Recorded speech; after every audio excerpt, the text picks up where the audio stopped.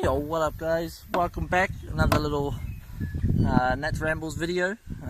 Joined today by the one and only, the host of the night, Lars Lewis de la Cruz. Man, that should be, I could imagine like a cheering in there. With some confetti or something. Yeah, actually. That's editing, I'll probably do that. My credit card number as well. Contact me for sale. But yeah, we got Lars. You guys seen him before in another video. Yeah. Just a quick introduction again. Yeah, Nat's friend since we were started studying animation college. Yeah, it's been a while now, and now we got our little business together. Yeah. Yeah. We're part of the Molten Studios. Running.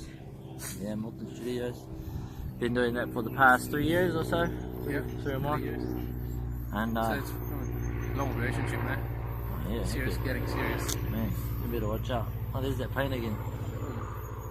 Where you said that guy, he was flying about like 50 meters off the ground, right? Yeah, yeah. I think even lower than that. I think that was crazy, dude.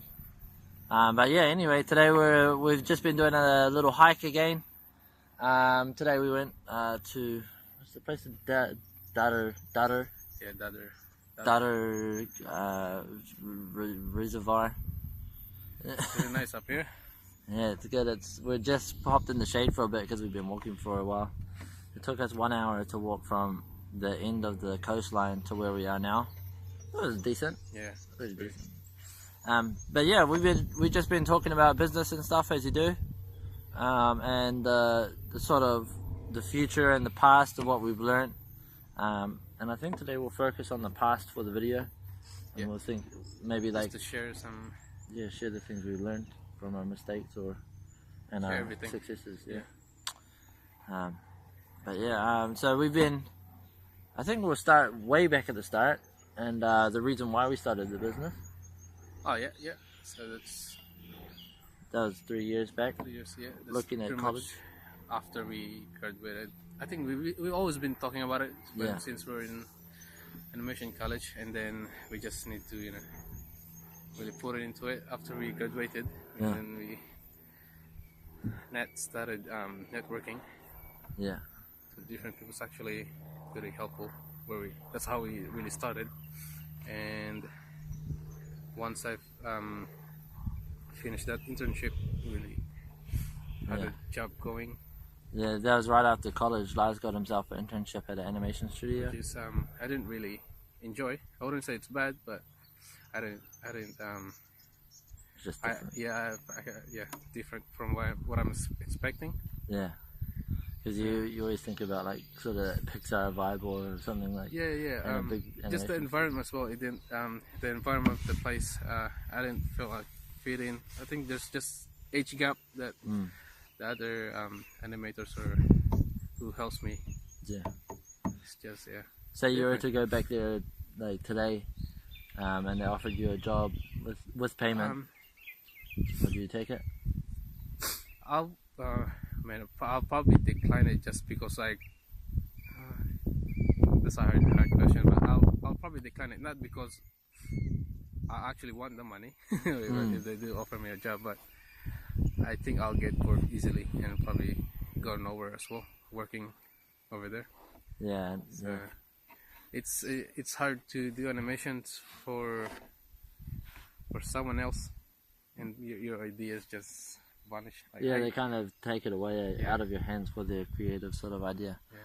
But I think that's something that... But I did learn a lot of stuff as well. I mean, they were helpful. I learned a lot of stuff, useful stuff, like from animation and Yeah, did you learn anything about like business while you were there? No, that's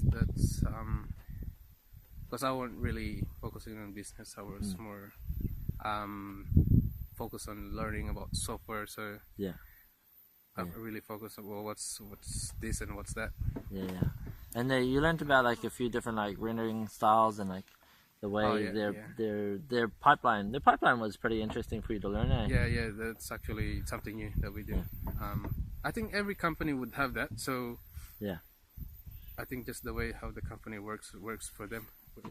So they were actually rendering using a graphics instead of CPU. So that's what I learned from one of them. Yeah, we never knew about that back in the day, rendering with your graphics card or your GPU rather than your internal CPU. But yeah, that's pretty cool though. Like, I think when you look back at those sort of things, you can like break it down and like say like, now that we own a business, are we doing those same sort of things that might be putting people in that place? That actually, those small things that could be really useful for us, and they're really time saving.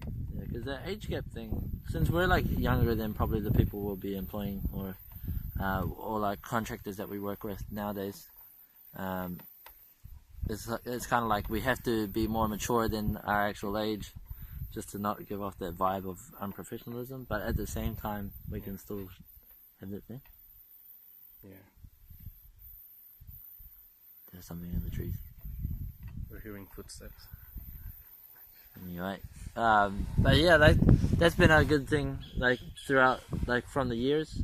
Coming after that, after the internship, Lars transitioned to Molten, and we tried to go full time with Molten for about like a few months, a few good months, and we probably like jumped the gun a little bit too early for what we were ready for. Yeah, and at the time we were really if I was living probably like 40 minutes away from where he is. Yeah, he's like on the opposite side of Auckland City, so it takes a while, especially with traffic too. But the dedication shown by this guy right here, coming out all the way out to my the office space, man, it really showed like he was really into it. So it was always good. Like, as a startup business, you're still trying to build relationships and those connections with the people within your company, and kind of showed that sort of vibe that if he's willing to do that, he must be looking to do something. So that was a good sort of era to like really figure out who's gonna break. But it ended up coming to a point where we still had to pay our bills. It was like the world just kept moving on and wouldn't wait for us to like try and get our thing going. But we kind of figured out like having a part-time job, which was always like a no-no for me. I would have hated to get the part-time job back in the day. But it actually isn't too bad for us. We can still organize our time. We went, I think Lars he got himself a part-time job. Where were you working back then? Always the same spot? I think it was, I think it's the same job. Yeah, he's working, part-time job there, doing like buddy work there. And it took me a while to get my thing going, but then there was that sort of transition period where we kind of opened up the Chinese market. So I guess like in the times of like quiet periods, if you can still keep that mindset of having that or that goal in the background, it's probably like a good thing. What have you learned there? So in the times of being quiet, just pretty much the transition from from the other jobs to trying to get Molten going. Yeah, is that right? Yeah, what have you learned from this one? I feel like it's more about me. Yeah. How about you? Yeah, I've learned over the years. It's been a lot of learning about myself.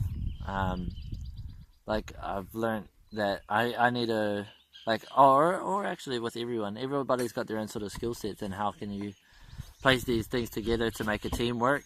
It's more been about like management of teams and bringing people together, and kind of just like showing, what, sort of like your natural skill sets are. There's no point of like kind of like not using them. Yeah. If they already come to you naturally, you already got to like step ahead of somewhere else. And kind of getting that everything going. I just realized that almost is Lars. Oh, Lars, yes. Lars, sorry. Lars. That's a weird name. But somebody's written a love heart on the table. But yeah, for me, really, it's all been about learning about myself and other people, and seeing, like, looking into what their natural skill sets is, and how we can patch these things together to work as a unit. And how about in China? What did you learn in China? Teamwork's the same. Well, China's been like it's been a strange one. It wasn't always about Molten for me, but it taught me a lot of life things. Yeah. it's always, yeah, I think throughout the whole years, it's all been about learning, like really learning about myself. And it sounds a little bit selfish, but I think I've found like sort of like what my skill set is now. And I'm at that stage where I want to use them and like really train them up. And just like where my weaknesses are. I think that's probably just as important as where your strengths are, you know? Yeah, I think so. So like if you know where your weaknesses are, you don't want to go there. Yeah. Where your strengths are, you want to head that direction. Or You could always improve your weaknesses. yeah, that's right. Yeah, and you can always. You just gotta. I feel like it's being aware of the things, you know, being more aware, and I guess people call that maturity. Is being more aware of like life in general. Would you say that? I think so. I mean, being aware, maybe another word for you, maturity. Yeah, I suppose so. Like, maybe maturity means something different for everyone. But for my case, I feel like being aware of myself and people around me and my feelings and attitudes and life. And it was strange, man, growing up through that schooling days for me was a depressing time, man. I was, I'm not sure if everyone goes through it, but I'm figuring out more and more people have been through the same sort of thing that I have. Yeah. And I went through conspiracy theories. That one ruined my brain for a good year or so.